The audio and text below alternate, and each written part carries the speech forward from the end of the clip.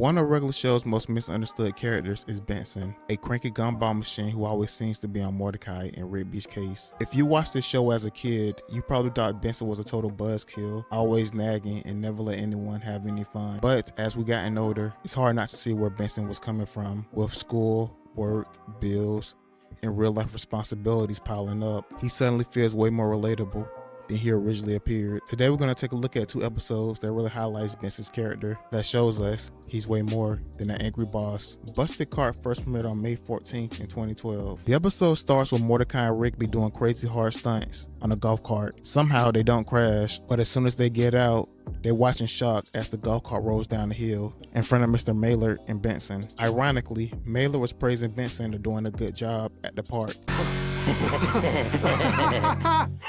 We did it! We did it! Yeah! The upkeep on the grounds looks excellent. This park is really coming together. Well done, Benson.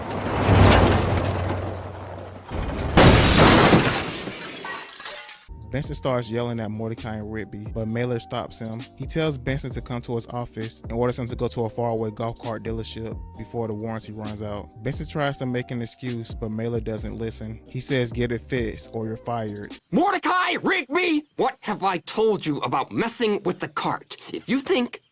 My office, now. Do you have any idea what those carts cost? I'm not paying park money to fix your mistakes. But, sir... But nothing. I could find a new park manager right now if I wanted to. Don't worry, sir. The warranty will take care of everything. This expires tomorrow afternoon. But the dealership's too far away. I'll have to drive all day and night. Sounds like a personal problem. Get that cart fixed or you're fired.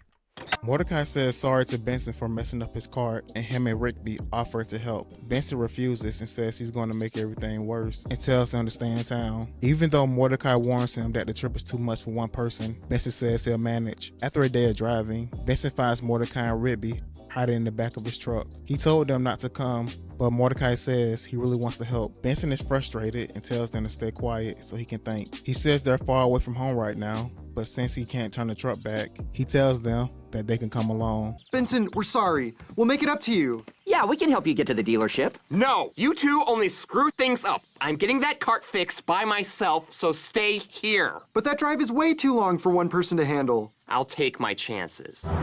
All right, Benson, you're making great time. As long as you don't stop, you can get to the dealership with time to spare. And then, as soon as you get back to the park, you can fire Mordecai and Rigby! Ugh! I can't believe this! I told you idiots not to come! Does the word not process into your thick skulls? Of course not. Wait, Look, Benson, we just wanted to help you make it across the country. Shut up! Just shut up and let me think for a second. Okay. Ideally, you guys would be a million miles away from me right now. But since I don't have time to turn around and take you back, you're gonna come with me. And you're gonna do exactly what I say. Water. Open. Mouth. Ugh! Napkins. Ah! Ah! No napkins! No napkins! Rigby asks Benson, why does he hate them so much? Benson says he doesn't hate them, he just doesn't like some of the things they do. Benson also says he's their boss and it's his job to make sure they do better. They begin to make up with each other by telling jokes and playing music. Benson, we're sorry. yeah, the bag wouldn't open and the napkins... No, no more. Here's what you guys are gonna do for the rest of the trip. Nothing. Absolutely nothing. Don't say anything, don't do anything. Just stop messing things up. Benson, why do you hate us so much? I don't hate you guys. I just hate some of the things you do. Okay, I really hate some of the things you do. I know you don't mean them, but I'm your boss, and it's my job to push you to do better. Is that why Maylard yells at you? You guys don't know how easy you have it. Let's just say his yelling is way worse than mine. But is it worse than his face? His face. Hey, do you guys want to listen to some electro-pop music? Whoa, you listen to that? Just on long car trips. It helps keep me awake.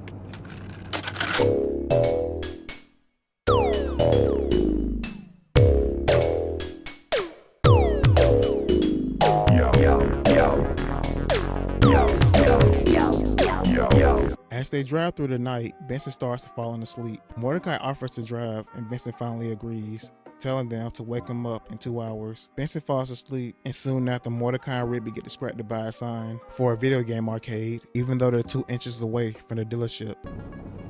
Benson? Hey, Benson! Huh? What? Dude, you look pretty tired. How about I drive for a little while? No, I'm perfectly fine. Come on, man. You've been driving all day. It's not safe. All right. I don't want to sleep too long, so wake me up in 2 hours. Only 2 hours, got it? Don't worry, dude. You can trust us. Check the map to see how much further it is. Where are we now? Buttsland. Buttsland? Dude, we're really close to the dealership. It's like only 2 inches away. Dude. Look, dude.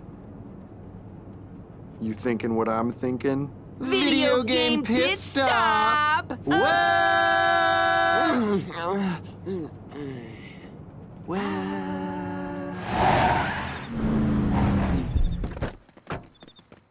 All right, let's do this, but only for 30 minutes. Benson's job is on the line. Right.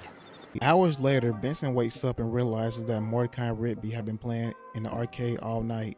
He drags them out, feeling a mix of anger and sadness. Benson begins to break down and tells them it seems like they don't understand how their actions affect other people, or that they don't care about keeping their jobs, but he really cares about his job, and he could lose it if he doesn't return the golf cart on time. Benson says if he loses his job, he has nothing left, and he begins to break down in tears.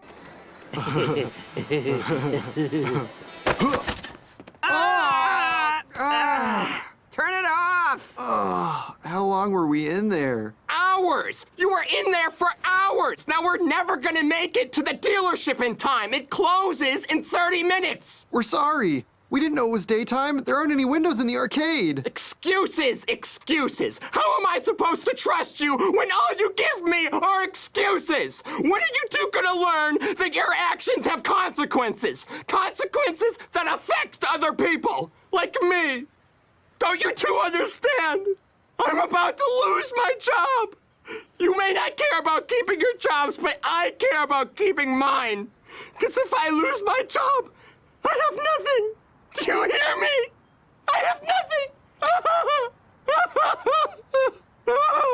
This episode really shows us how much Benson was dealing with. When most of us were younger, we saw Benson break down. It didn't really seem like a big deal. You probably thought he could get another job. But as we got older, we see how much Benson works to keep everything running smoothly at the park. He even drove over 1,000 miles with barely any sleep to fix a golf cart that he didn't even wreck. And now his job that he worked so hard at is at risk because of someone else's mistake. You can't help but feel bad for him. The episode ends with them taking the most dangerous road in the country. They survive by doing some intense driving and manage to reach the dealership before it closes. Let me guess, last day on the warranty?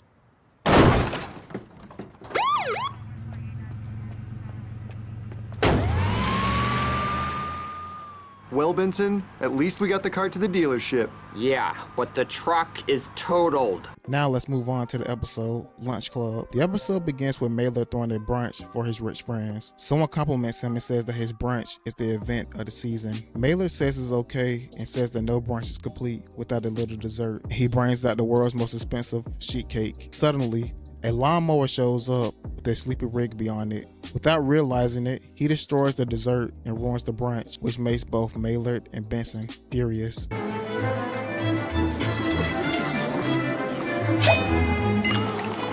Now that's what I call liquid assets. Maylard, old boy, your brunch is the event of the season. Yeah, it's okay. But no brunch would be complete without a little dessert. The most expensive sheet cake in the world!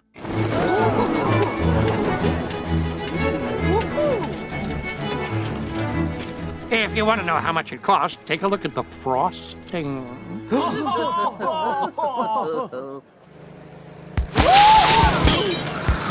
Rigby!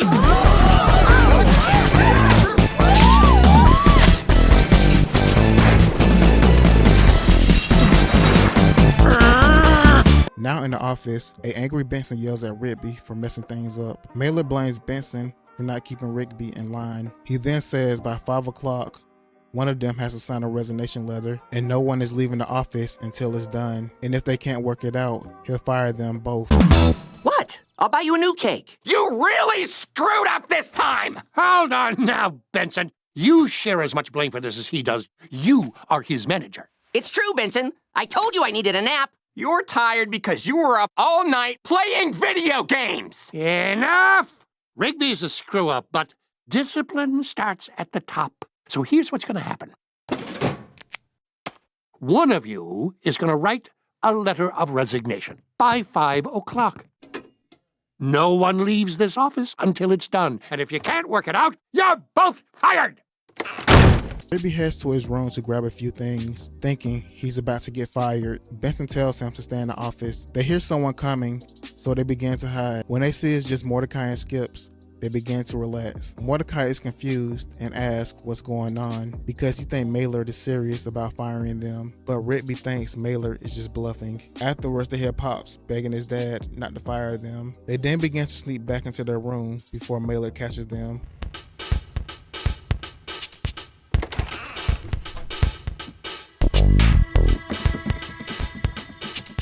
Rigby, don't you make me come out there! Rigby! If Maylard catches us out of the room, we're dead. Well, then go back so you don't get caught. That's it, Rigby. You march right back. Oh, shoot. Rigby, what are you doing in here? You can come out now, Benson. Oh, hey, Benson. I thought Maylard was gonna fire you. Psst, Maylard's just bluffing. But, Papa, you can't fire both of them. Shh! We gotta get out of here. Which way is your office? Down there. I'm so angry at those two. I think I'll just stare at my beloved park for a few long minutes. Now, on second thought, I better check in on them. Oh, yeah! Rigby, give me a hand. Rigby!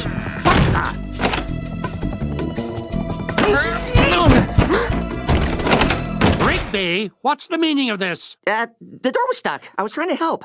You know, old house. Benson? Yeah, it does that sometimes. The door sticks. What am I feeling right now? What is this called? It's called being alive. Oh, well, thanks for helping me. No problem. Benson starts worrying about what he's going to do, saying that this job is his whole life. He tells Rigby that if Rigby writes a resignation letter, he'll write him a recommendation letter to help him get another job. Rigby says he'll think about it, then pulls out a box of cold hot wings and begins to eat them. Benson takes the box into the kitchen to heat the wings up. As he cooks, Benson sings a song about microwaving wings. Looks like the coast is clear. We're just gonna reheat them and then go, right? Yeah, I'll look out for Maylard. Now, where's the paprika? Paprika? Are you kidding? I thought we were just gonna reheat them and go. Oh, that's what I'm doing. The Benson way. Microwave wings, microwave wings. This is Benson's recipe for microwave wings. Dash of pepper, blast of curry. Mixing them slow, whoa, not gonna hurry. What are you singing? Microwave wings, off of Cornetopia, Heir to the Throne's recipe concept album. It was a huge hit on the adult contemporary prog rock soft metal charts. Never heard of it. Microwave wings, microwave wings. Where did everybody go after the show? Benson's on his own again, don't you know? Benson eats alone. Benson eats alone. Man, good tune. Weird bridge, though. They're coming! But the song says it's gotta cook for 90 seconds, and not 1 second less. I'm bailing! Out of my way! Come on, come on. Benson, don't be stupid! My shirt still got stains on it. Club soda will get that right out. Now, where did I put it? It's probably in the pantry. Pops, when's the last time this kitchen was remodeled? Huh? I mean, 7! Odd 7! No wonder I like it so much. Classic. Now, let's see. Club soda, club soda, club soda, club soda, club soda, club soda. Did you say something? Oh, just doing calisthenics, Father. Back in the office, they decide to have some fun and open up about their personal problems. Benson shares that he keeps having nightmares where he's lost in the empty void with no future, and his dad is just there laughing at him. Rigby admits that his dad always praises his brother, but told him that he was a failure. He explains he acts like a clown because that's what people expect from him. Soon they realize that they're more alike than they thought, and they begin to have more respect for one another. Benson, what are you anxious about? Oh, awkward silences, airplane toilets, silverfish. Do I have any library books out? What if they stop making that gum I like? This recurring nightmare where I'm flailing in a futureless void. My father's there. He's laughing at me. Wow, you're pretty messed up. My dad, he was always like, your brother Don is so amazing. Just go back to being a screw-up, Rigby. I don't even understand half the reasons I do the things I do. I'm expected to be a clown, so I'm a clown. But clowns cry too, man. Clowns cry too. My old man criticized me for being in that band. Wake up! You don't have any talent! Get a real job! Drumming's my life, Dad! Heir to the throne forever! After 6 months, they replaced me with a drum machine. He was right. Then I started working here, where I'll probably be until I die. Here lies some uptight park manager. Don't say that. You're more than that. Thanks, man. And you're more than just a goof that messes things up. The episode ends with both Rigby and Benson deciding to resign. They leave Mailer a letter full of insults. When Mailer tries to read it, it's shown that his eyesight isn't good, so he gives it to Pops to read. Pops lies and says it's a nice letter. Mailer takes his word and decides not to fire anyone. It's almost 5. What are we gonna do? I'll do it. For once, I'll take responsibility for my actions. No, I'll be fired. For once, I'll have a spine and change my life.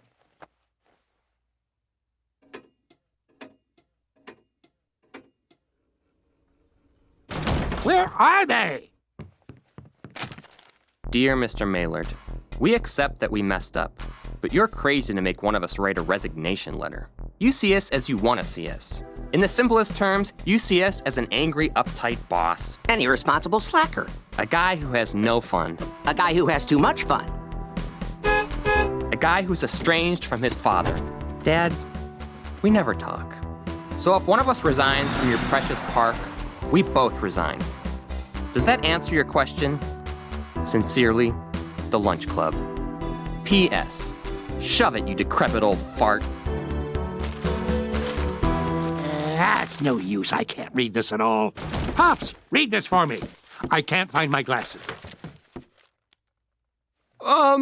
It says, we love the park and don't want to be fired. We're sorry, love Benson and Rigby. P.S.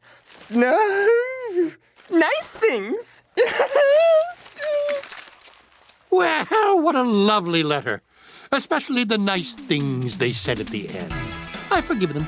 I don't know what I was thinking. Those two round out the whole dynamic here.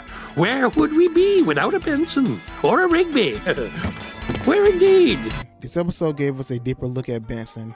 He's not just a boss that yells at everyone. He's a guy with his own dreams, struggles, and fears. Seeing Benson, who's usually a grumpy, strict park manager, paired with Rigby, an irresponsible slacker, made this episode stand out as a great one. It also gave us a closer look at Benson's background. He once dreamed of being a drummer in a rock band, but it didn't work out, and he took the park manager job to avoid disappointing his dad. In this episode, Rigby is mostly to blame for the trouble they're in. Sure, Benson yelled at him, but as we saw in the episode Busted Card, Benson yells at Mordecai and Rigby because he wants them to do better. He doesn't actually hate them. I don't hate you guys. I just hate some of the things you do. I know you don't mean them, but I'm your boss, and it's my job to push you to do better. Benson actually cares and respects his employees. He even cared enough to warm up Rigby's cold hot wings, which would have put him at risk of being fired if he gotten caught, which He almost did. Benson had moments where he stepped away from his strict boss role and showed that he could be a fun and laid back guy. He wasn't just some grumpy guy that's trying to ruin everyone's fun. He was just trying his best to keep everything in order. Benson cared about the park and the people in it, even if his tough attitude sometimes made him seem pretty harsh. Get